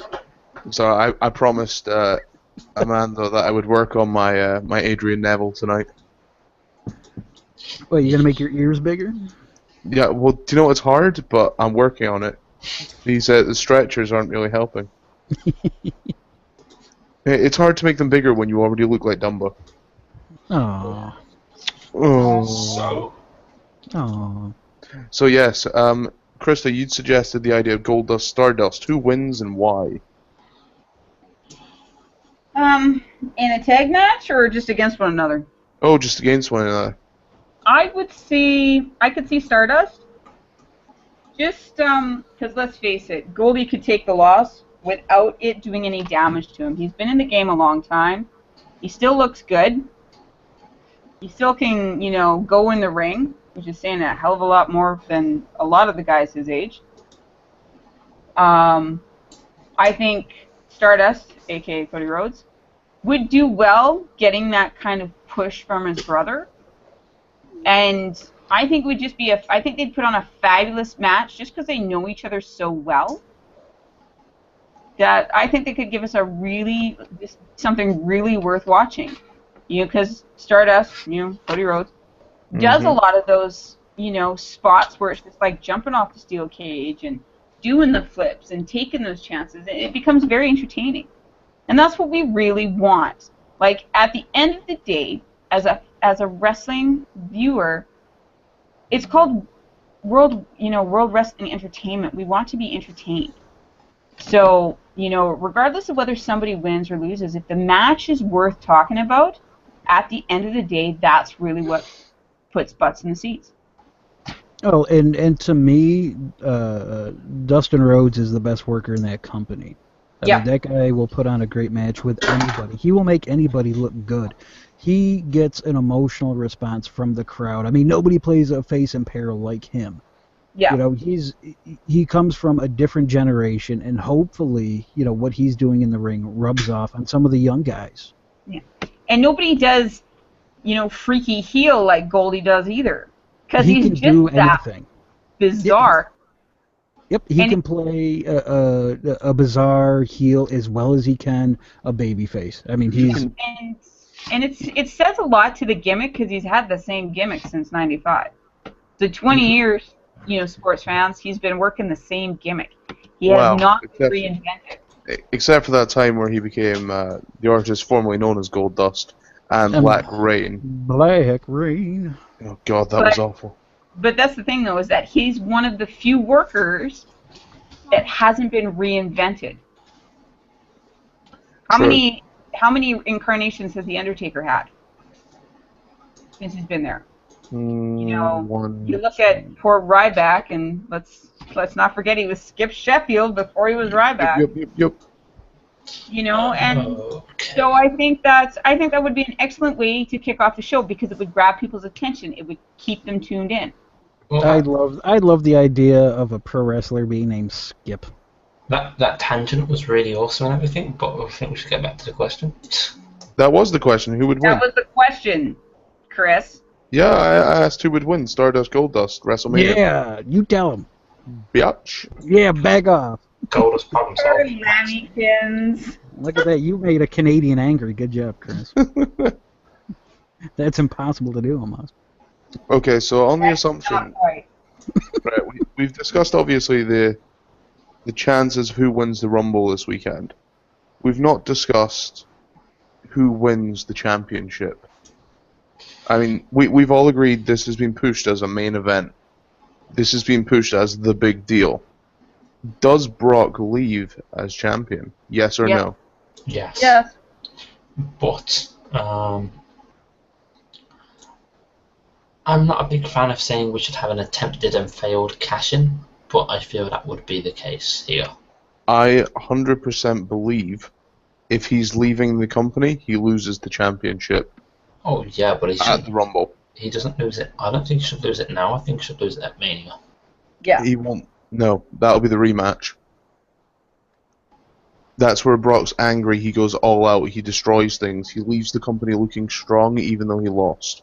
He'll want that, and he'll have it in his contract that he can argue that. That's probably a good But he point. uses it at Rumble and then comes back to rematch it at Mania. Yep. Or better yet, he still gets a main event feud at Mania. It doesn't have to be for the title, but he should have a main event feud. Yeah, you could still have Lesnar versus Reigns, but it doesn't need for the title then. But even then, you could have something like Lesnar versus Orton. Well, okay, so let's say that Lesnar does lose. Let's say Rollins wins. You can blow off. You can finally have the final confrontation between Cena Lesnar at Mania. Or better yet, you could have something along the lines of Orton Lesnar that people haven't seen and want to see, or Bryan Lesnar that people want to see and haven't seen. To me, you do that only if Brock has the belt. Yeah. Because without the belt, it means nothing. I have Brock going into Mania as the champ. Orton I could see Lesnar retaining for Rumble, dropping the belt at Mania. Yep. I could also he see- will drop the belt at Mania. Yeah, I could also see them having him drop the belt at Rumble, but because it's a three-way, he doesn't necessarily have to be pinned to lose the belt. Exactly. So he can still look like a monster, drop the title, without looking like he got his ass handed to him by Seth Rollins. Yep. I mean, That being course. said, and if they want to do Lesnar versus Cena again and maybe just have that Cena retires Brock Lesnar, or better yet, Lesnar retires Cena. that won't happen ever. That won't happen, I know that, but it's, a girl one can can dream. dream. But I could see them having another Lesnar versus Cena, No, but it's not a belt match, so people No. won't give a shit either way. no. And just have, if Lesnar's leaving the company anyway, just have him lose to Cena and he just kind of rides off in the sunset. No. Like I said, I think Lesnar leaves Sunday champion on the condition that he's not going back to UFC. I think that what they need to do now is they need to sit down with Lesnar and need to say, are you interested? If he says, I don't know, they need to say, well, we need to look at the business side of it. And I do agree that if he does not know that he's going to stay or if he's going to leave, then maybe it's a good time to give it to Rollins. Mm-hmm. If it wasn't this close to Mania, I could definitely see Seth Rollins getting the belt, but I don't see him selling WrestleMania. Seth Rollins is not selling WrestleMania. Brock Lesnar sells Mania. Yeah, and that's the thing. Lesnar in the main match at Mania. And if he thinks he's going to the UFC at almost 40, and with half of his intestines still in place, and think that he's going to dominate, he's sadly mistaken. I mean, to me, he's got a cherry job right now and making a ton of money doing it. Oh yeah, I mean he turns up like what? How many weeks in the year? It's not exactly a demanding contract. He's not exactly running live events all the time. He's got a nice cushy job at the moment. He should stick with that. But what I'm thinking at the moment is if they want to book us And by the way, Krista, I kept saying no because nobody, and I mean nobody, wants to see Cena versus Lesnar again, which is why they brought Rollins in this match to start with. Well, except Cena fans and Lesnar fans and people that want to see Mania because they're casual fans. I mean, who knows? And they know who John Cena and Brock Lesnar is. And but even then, they will not want to see Cena and Lesnar. You want to make it believable, you put his career on the line. Yep. And I don't mean Lesnar's, I mean Cena's. You put his career on the line. People would tune in to watch that, and if they're, if they've bought the network, they're going to watch it anyway. People would tune into that on the basis that Brock beat Taker, and Taker's not been seen for a year. Yeah. But to me, you then have something along the lines of, to me, Brian Lesnar is people something would tune in for, especially if they've tuned in last year and they saw him win. Okay, so let's say, Rollins doesn't win. Yeah. Rollins goes on to face Orton, I assume would be the simple feud, yes? No. I don't think that'd happen. Okay, so what happens with Cena, Orton, Seth? Cena will probably go on to Rusev. I think that's Ryback. I think Ryback went under Rusev before Rusev taking on John Cena. Yeah. What was that? Isn't Rusev Ryback happening now? No. No. It was meant to have been, but it's not gone through. That's why I think it's going to be a Mania match. Possibly, okay. And then, so I've no idea what the hell to do with Cena then. But see, this is why I love this time of year now, because no one has a clue what's going on. Yeah, I would rather see Rollins in a match with the Shield guys. If they're not going to be in the title picture, they should have a triple threat match. If they're not going to be in the title picture at all, they need that triple threat, because that was a storyline that was sort of like, well, Rollins kind of stabbed Reigns in the back and Reigns did F all about it. Yeah, it could be a case of he's been plotting his revenge for this amount of time, and now he's ready to kind of wreak havoc. And even then, you have the whole, well, Hell in a Cell doesn't exactly end well for Ambrose and Rollins, so Ambrose would probably still be pissed. I wouldn't mind seeing, and this is just a past WrestleMania, or not WrestleMania, past Royal Rumble, I wouldn't mind seeing those three boys as part of an Elimination Chamber. How fun would that be? They moved the Elimination Chamber till later in the year. Bugger. Yeah, changes everything. I'd say cage match. Cage match would be good. But I wouldn't, if they were to continue that feud past into the Elimination Chamber, how fun would that be to see those three boys in the ring and then having three other wrestlers have to contend with these three guys? That'd be good. It'd be different, because those three guys would just want to kill each other. So you've got the other three guys try to pin them at the same time as trying not to get their asses kicked. Yeah. So I think it would make for an interesting program. Okay, Paul, straight up, who's Cena facing at Mania, if not Brock? I'm guessing he's not gonna face Brock, so I'm gonna go with Rusev. I gotta think that Cena's he's the one guy that's gonna represent the good old US of A, and he's gonna be the guy that's going to finally take down Rusev. Okay. I'm gonna say you get Cena Reigns. See, that was the other thing I was thinking, but I'd rather have the triple threat. I think you're gonna get Cena Reigns. I then think you're gonna get Seth versus Orton. You get Brock versus Daniel Bryan. And then I think you'll possibly get Bray versus Taker if it does happen. And then obviously you've got Dean Ambrose can face literally anyone at this point. It could even be a Dolph Ziggler. I'd be happy with that. Well, you also gotta remember that you have the Battle Royal, so so you do that, and then you just figure there's gonna be 4 matches outside of that. So yep. It's lazy booking 101 is what it is. It's concerning because at this point there are so many guys that you're like, what's going to go on? Yeah, you're going to have guys like Dean Ambrose and Dolph Ziggler get lost in the shuffle, and they're going to have nothing to do outside of being a stupid fucking battle royal. Although this kind of makes me happy because a lot of fans now are going to tell you that they should be worried because WWE doesn't know what they're doing. But really what they mean is, shit, I don't know what's going on now. I'm in the dark and I don't like it. Honestly, for certain things, yes.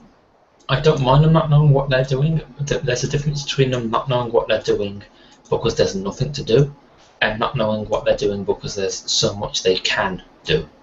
Which is what I feel it is now. I feel there's so much. Yeah, I mean, we've just sat down, we've just discussed what happens with Reigns, what happens with Lesnar, what happens with Rollins, what happens with Cena. There's all these different combinations that no one quite knows what's happening yet.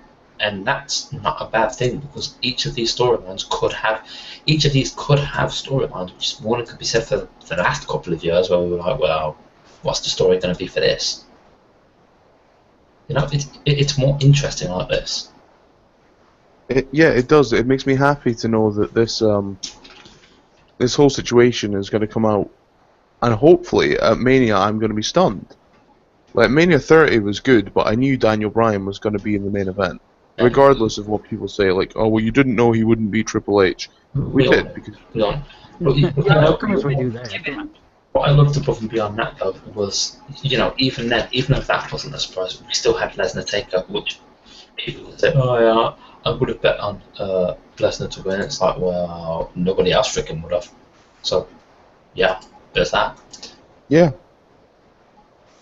I mean, you know, this Mania could be phenomenal. This could be the start of something again. Oh, there's endless possibilities, and we haven't even brought up, you know, a returning Sheamus, who's rumored to be coming back as a heel. I mean, he could be an opponent for Cena. Oh, I'm so glad you said that. I mean, we could see Rusev win the Battle Royal. I mean, I think that would be a good spot for him. Still keep him strong and undefeated. You know, have him win the Battle Royal. I'd be fine with that. I would really like to see Rusev go undefeated till SummerSlam, if I'm honest. But yep. I would also like. I know this is something we didn't discuss because I mentioned doing the pre-show. I would like to see NXT spot at Mania, but not on the main card. I would like to see them run a show that's Saturday or something. Yeah. I would like to see something like a Fatal 4-Way or something on the pre-show. I would like to see the live matches get broadcast on the network from Access. Yeah. Yeah, let them do that. Let them have their own show. They don't need WrestleMania. Have them step up their game. And I think they do, purely because of the scale of it. But still, you're at the mercy of time limits and Vince McMahon. But Vince sees NXT as competition, so he's not going to give it time. How fucking crazy is that? You own both. What an idiot. A Fatal 4-Way for 15 minutes in a pre-show, which, let's be honest, is roughly what we get in a pre-show these days anyway. You get a crappy 10-15 minute match. But even that gives everyone from the NXT, the four of them, the chance to shine and the chance to show off and to get over with the crowd and be prepared to come up to the main roster. Okay, but this is what you said before. Basically, you yourself have said that NXT is better wrestlers than the main roster. Yeah, if they get put on the main show, they're going to be made to look inferior. So why would Vince? Is that fucking crazy? That but to be fair, his own up and coming guys look terrible. But to quote you guys before, what we hear on the internet isn't necessarily what's true. No, I agree with that completely. But you know that Vince sees NXT as a. I think he does. Yeah, personally. And I know fine well, like you said before, though, NXT are better wrestlers. If you put the best wrestlers on in the first pre-show match, everyone will pull their fingers out of their mouth. Yeah, yes. No. If you put Owens versus Zayn as the pre-show, I was gonna say Owens, Zayn, Balor, and Atomic. That's it. They're gonna own the fucking night, and Vince would not be happy with that. Nope. That wouldn't be that. Yeah, Triple H wouldn't be happy because then he would have to go out there and have a 45-minute match with Sting because he thinks that's what people want to see. But you can guarantee that these Triple H would pull his finger out of his ass and pull on a decent match. So would Cena. So would Rollins. Oh, you already know that Cena's going to put on a great match. Everyone's going to go all out. Everyone's going to boo Cena, but he's going to put on a good match all the same. You can't have that many great matches like he's had without doing something right. Yeah, I've got to be honest, even at the live event, I was like, considering the amount that he gets booed on TV, he puts a lot into what he does.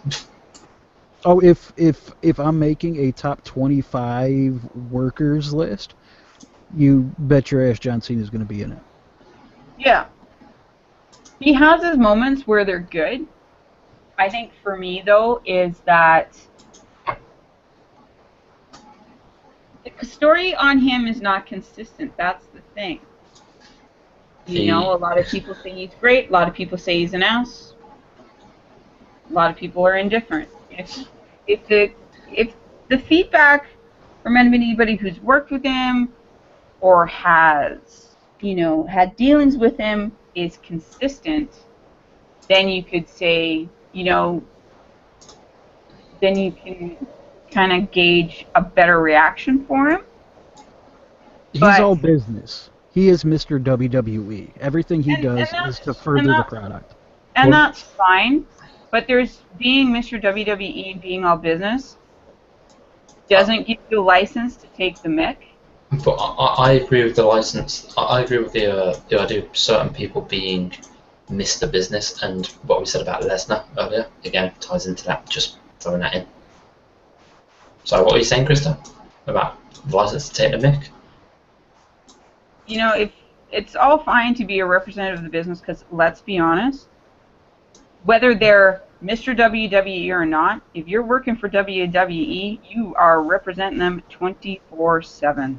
Oh yeah, I mean it's like the story that Craig was telling us about when Ted DiBiase used to go out and he used to spend $100 notes, like in public, because that was his gimmick on TV. That's the kind of thing you're expected to do. I recently found out as well he wasn't allowed to stay in the normal hotels with the guys. He would be put up in big 5-star hotels as well. Because Vince wanted to protect that character. And that's what wrestling needs more of, guys, to live together. Exactly. And I totally understand that, and I totally get that, but it's a case of knowing how far to go with that. How far to go with that, and just because they're doing that, like if you're a heel, and because let's face it, the days of kayfabe are basically over. You can't go around being a dick to people in public because you're playing a heel on TV. Yeah. You can't be a jerk to people in public because it reflects on the business you're doing. I mean, wasn't there that story about Big Show a few years ago when people were telling Big Show apparently that he had to be meaner? Yeah. There was a huge argument and lawsuit and stuff filed over that. Yeah. Okay, so here's where I ask you the burning question from this week. Did Triple H do the right thing by hugging that child who was crying? Yes. Yes. No! Thank you, Paul. Absolutely not. Roddy Piper wouldn't have done that. Terry Funk wouldn't have done that. Every heel that's ever worked in the business would have never done that. Hell, Vince wouldn't have done that. No, you wouldn't. Gentlemen? The only way that should have really worked is if he stayed in character while he was hugging him and said something along the lines of, "It's sorry, but it's best for business." But he didn't. He didn't. He invited them backstage. Yeah. That's where you have Cena, where you just give Cena, a little, hey, come over here and you take care of this. Yes. Cena gets knocked out the ring, and it's a matter of tapping him on the shoulder and over there. Yeah, or guess what? Or you just say, guess what, kid? Shut up. It's not real. Because now you're going to be seeing kids all the time now. We're going to be crying, hoping to get a hug and some free shit. No. Bad precedent. Stay in character, you fuck. I can't stand Triple H. Do we know the entire story? Yes, I wrote the story. I was there. Child was upset that John Cena was being beat down by 3 people. Triple H overheard him at ringside crying. Triple H went to him, consoled him, and invited him and his dad backstage. How old was the child? He's age 8. Okay. Well, you're kind of in in the gray area. And then sometimes you have to err on the side of kindness as opposed to cruelty. Nope. You have Children at age 8 are impressionable. Yep. And who So knows? let them learn that people are bad. Nope. My 5-year-old knows that wrestling is fake. Yeah, and so if this child is taking this, is getting quite worked up over that situation, the best thing to do is to diffuse the situation. So whether people agree with him doing that or not, or whether Vinny K would have done that or not, Honest to in God. that moment, he made that snap decision to make sure that child didn't take a negative experience away from this event. The one He thing wants that that kid and that father to come back. But this is Spend money for the ticket and the merch. But this is the situation you have again, where it was the click, and it was the curtain call with the click, and people argued, oh, they shouldn't have broken character. To me, who the hell cares? Everyone knows it's fake anyways. Jesus Christ. yeah, so if you know it's fake and the kid knows it's fake, there's no need to get that worked up over it. But when you're little, you're not always aware of that. Yeah. But then he shouldn't be watching the product, and his dad should have told him that. Yeah, I mean, This all yeah, comes down this, to yeah, it's everybody gets a trophy day. Fuck that. I grew up with Ted DiBiase kicking basketballs out of kids' hands, while trying to promise them money. That's what I grew up with. That's a heel. But you know, I remember all the fuss. Political correct era. Fuck that. But you know, you guys are going on about breaking character, and it's only the same situation as the curtain call, and I agree with the curtain call happening. Because to me it was a group of friends, screw being in character or not, they were friends, and it was the last time they were going to perform together. Why not? So, the next time that you watch John Travolta or Tom Cruise or Brad Pitt in a film, and it's their last film, see when they break character on screen, you're going to be pissed, right? If they do it in a post-credit scene, I'm not give a fuck. Oh, no, it wasn't post-credit. He did it during the match. It wasn't shown on camera, so I don't give a fuck. And No, but that's I'd what also like to say, boys, that in this day and age now, too, sometimes you need to know when to break character, because I'll be honest with you, if I was injured and I needed help and I had some wrestler decide he had to keep kayfabe and treat me like shit and not help me, I'd do that. I'm probably going to lose my mind on him. So that's also a case of you have to take the situation into account, and when you keep the character and when you say, okay, we need to be a human being and deal with the situation at hand. Yeah, I think my favourite situation of breaking kayfabe was when Punk shouted at that guy in the crowd, and he was like, I can't remember what it was. It was in the first few rows. You guys will remember that, won't you? Yeah, I think so. I think so. He turned around and just started shouting at the guy, and I was just like, wow. The honest to God, the one thing that I felt Triple H should have done, stayed in character, winked to the father. Wink to the father, let him know it's okay, you're not doing anything harmful. Because that way you know that the dad knows that things are fine, and you just say to the child, don't worry, it'll be over soon. The child will take that whatever way the child chooses to, but the dad knows that you're just playing the character. And that's part of it. That's theatre, that's drama and acting.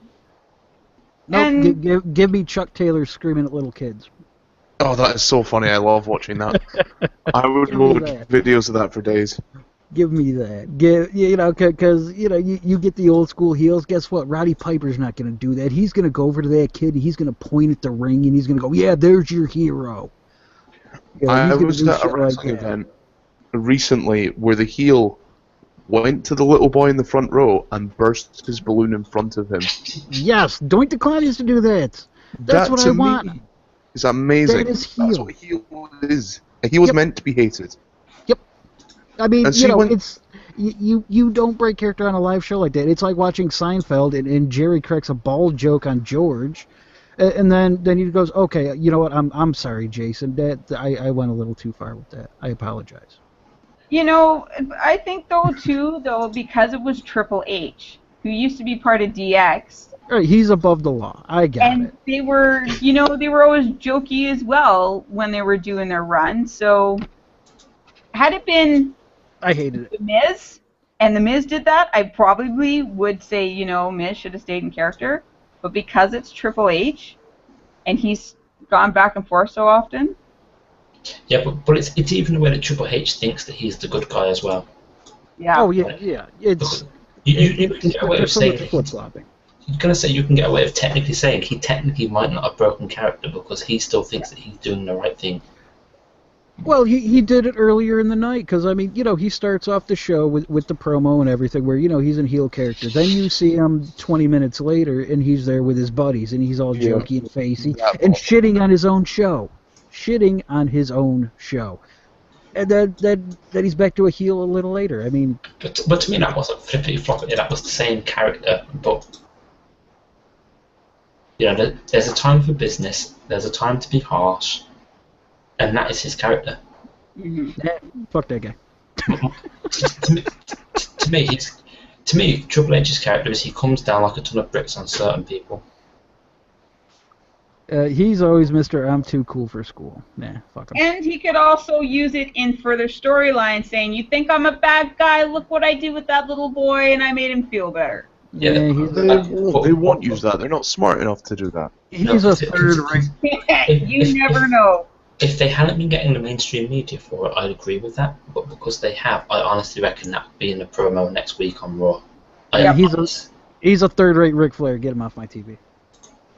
No, who cares? He's still better than most people. Yeah, I'll admit, I like Triple H. It just really bugged me that he was out of character. And that way, do you know when he ran it off? The one thing that really got me more than anything was the fact he did that, but then proceeded to go back into character, and then continued like nothing had happened. That blows the atmosphere, though, for the people in the arena that saw him do that. You think they were paying attention? Yeah, I do, because the ending of that match was awful when he was being beaten down. The actual match itself, finish, when Sting came out, phenomenal. 2 minutes before that, great. At the point when Triple H was hugging the kid, it was a shit match. Well, having been to a live Raw match, no little kids need to be comforted, but when we were I went on the Bret Hart Appreciation Night in 2013. Dear God. Yep, because I was in Calgary. And, you Canadians and your Bret Hart. Yep, we have I love Bret. In Calgary. I can't shit on Bret. As Bret Hart, so yep. But there were a couple people who were taken out there in handcuffs. Wow. Way to keep it classy, Canadians. And a couple of kids got caught in the shuffle. I don't think anybody checked on them. So I don't think that Triple H stopping to check on that child is, the start of a trend. I think it's a one-off. It will be by parents, by greedy parents, encouraging their kids to do it. No, I'll tell you what. I don't think I'll go that far. Jesus. Oh, you don't know Americans, sir. Chick fights But wrong. it only works if Triple H is actually on hand to see it. You don't know Americans. We will do all kinds of devious. Are you kidding? Okay, My mom had a friend come and stay with us, and she tripped on a piece of on the concourse of someplace, and fell, and told everybody to freeze and document everything because she thinks she might sue. I know Americans very well. Yes, So, that's what we do. Chick Fights Rock on Twitter says, in theory, no. Triple H should have just had security bring them backstage afterward. We all have emotions, and I can't really judge him for it. Especially considering he's a father. Yeah, I would have been fine with that. I would have been fine with that. This is the point I made, though, the other day. Vince was a father, and he had a match with his daughter after telling her he hated her and making her cry on TV. That's because that's Vince. He wanted to have an incest angle that got shot down. This is the same guy who blew up his own limo and then shut it down because of the Chris Benoit thing. Well, to be fair, another Canadian. What I'm saying is he actually staged what looked like his own death by blowing up his limo. So let's... I'd just like to point out, though, the fact that... proud Canadian Chris Benoit. Hey, Chris Benoit was fucking awesome. I watched his Royal Rumble win earlier.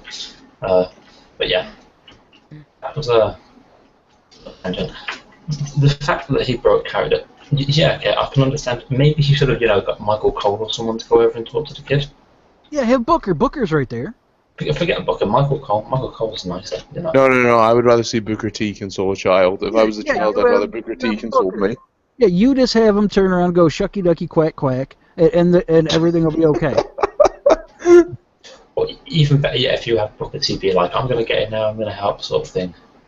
I'm going to give you 5 hugs. 5 hugs, 5 hugs, 5 hugs. Have him do that. If they were going to have Sting come out, they could have had Booker T say, don't worry about it. I'm going to send in for some help. Does a fake little radio thing, and then they send in Sting. Or you just do what they've done in professional wrestling for the past 50 years and just fucking ignore it.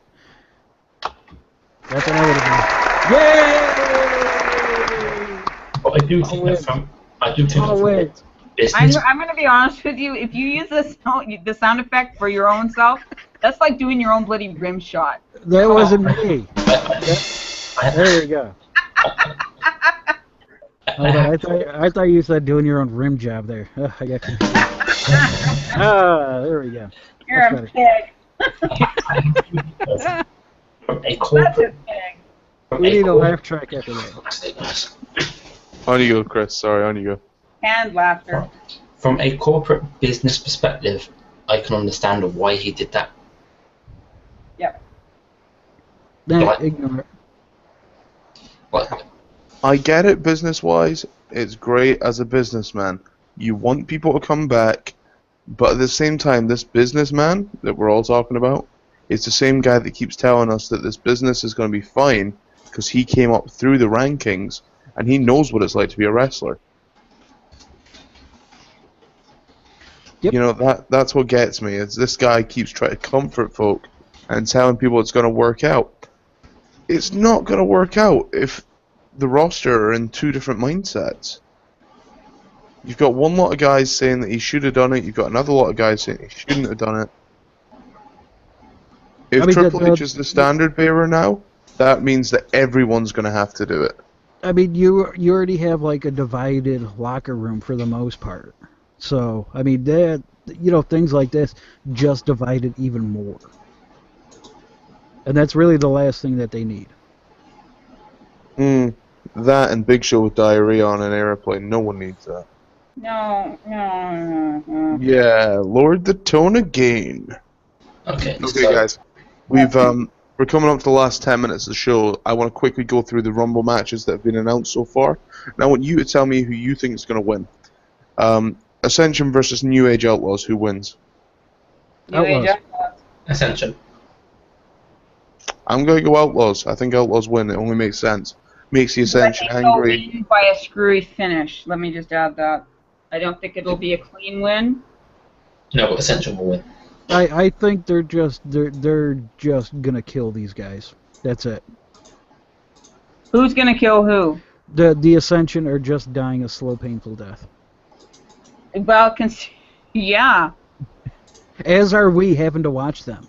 I mean, their promo on Monday was so cringeworthy. I mean, there's no way that this company is behind them. These guys should not be allowed to cut their own promos. They're not. Everything is scripted. But I mean, they shouldn't be allowed to talk.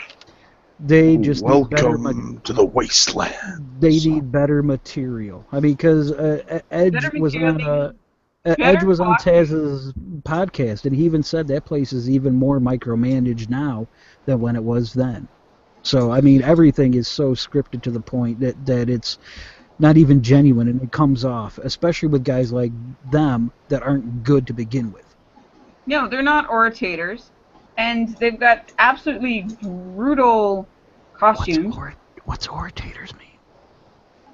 I don't know. Right? Public speakers. That's a Canadian word. It's a British word, actually. Shh.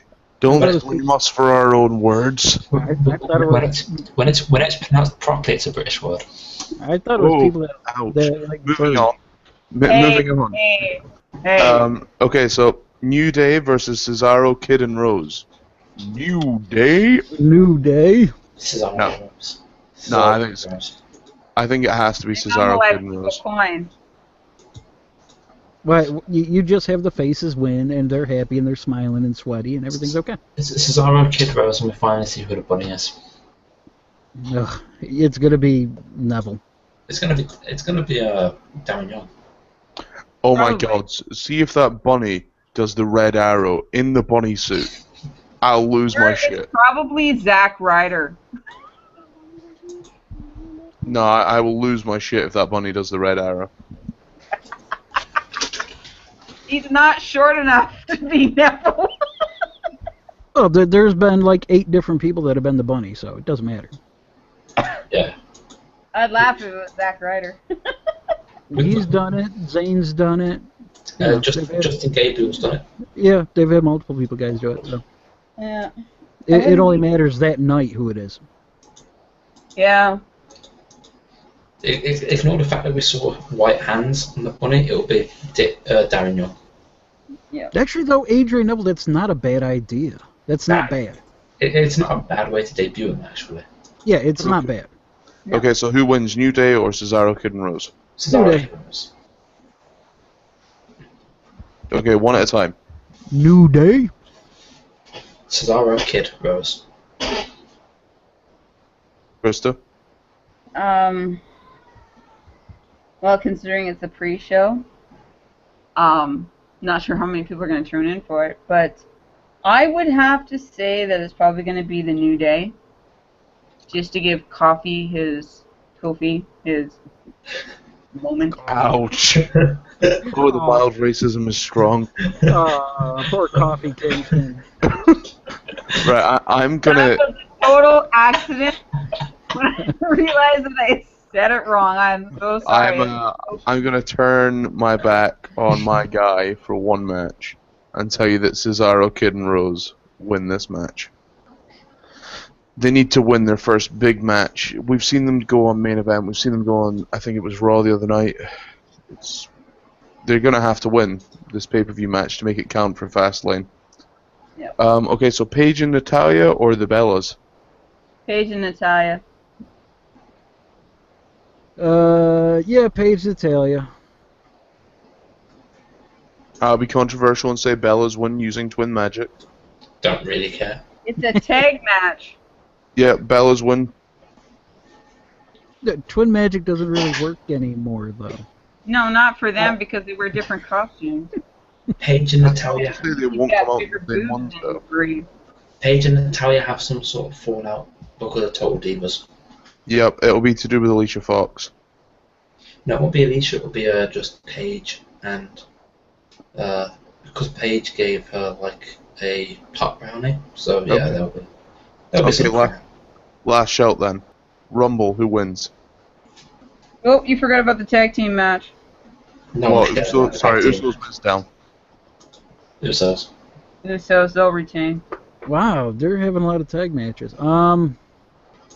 Yeah, Usos retain. I say Usos too. Good. Unanimous. Who wins the Rumble? Reigns or Brock. Well, it's hard to tell considering not everybody's, been filled. But if I had to pick, even money goes to Daniel Bryan or Roman Reigns. Gun to my head, I'm going Daniel Bryan. I'll call Wyatt. But if Orton is in it, I have Orton. I'm calling Wyatt at this point. That would be ballsy on their part. Very ballsy. Wyatt wins, calls out Taker, says he doesn't want the title. End of. Brock, Seth, or Cena? Brock. Brock or Seth, it's not going to be Cena. I will say Brock to retain. Unless, of course, he can't get his shit together and WWE says shit or get off the pot, or we're pulling the title from you. Alternative. Lesnar wins the match, but Seth gets the title. Oof. Contract. Or, like I said, they make the stipulation that Lesnar doesn't necessarily have to be pinned to lose the title. But it's not that he's Seth picks up the title, Seth pins Cena. Seth gets the title, Brock F5s everybody anyway. No, because I was thinking the Money in the Bank briefcase. I honestly think what's going to happen, or I would have happen, is you have Orton come out, screw Seth, you have Sting come out and try screw Triple H and the Authority. Brock gets pissed off, so does Heyman. Heyman sees it as the double cross that he talks about, and Brock walks with the title. Cena's left with nothing to do, so confused. Seth and Orton have gone fighting into the crowd, and at this point Triple H is arguing with Sting. And then what, we have the spring of Lesnar? What was that? And then what, we have the spring of Lesnar in contrast to the Summer of Punk? No, just literally Lesnar walks out, and then the next night they talk about what happened. End of. Maybe.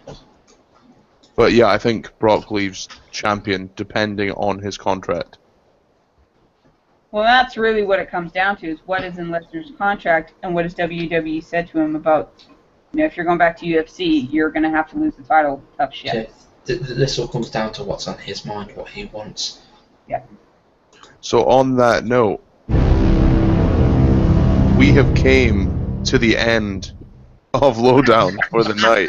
Oh, that's the sound of Lowdown coming right there. Is Inception. We have finished Lowdown for the night. Horn? No, that is the noise of drama. So it's like the end of The History of the World Part 1 by Mel Brooks. Sounds like the Titanic hitting an iceberg. We have came to the end of Lowdown now, and I just want to say a big thank you to all of our listeners, to everyone that's filled in our survey tonight for Chris. Keep an eye out for the app coming soon. It will take time, but we promise you will get it. Much like